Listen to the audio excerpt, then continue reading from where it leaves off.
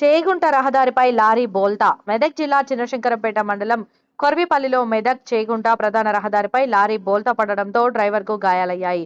Driver Mohammed Sophie లారీలో దానా లోడుతో మెదక్ నుంచి చేవుండ వైపు వెళ్తున్నారు. కొర్విపల్లి శివారు వద్ద బస్సు అడ్డం రావడంతో సడన్ బ్రేక్ వేయగా లారీ అదుపు తప్పి రోడ్డుకు అడ్డంగా పడింది.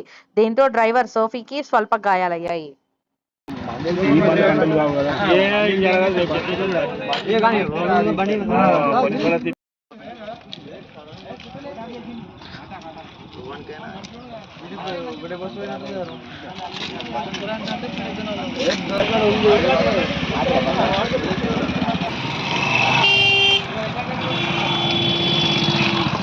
డైలీ ఇలా మూడైనా ఇప్పటికి ఏమైంది ఇట్లా ఏమన్నా బస్ అడ్డం వచ్చినాను.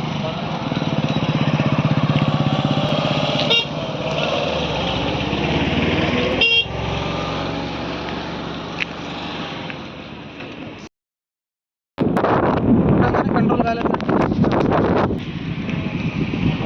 ఎక్కడ పోతుంది? పోతున్నా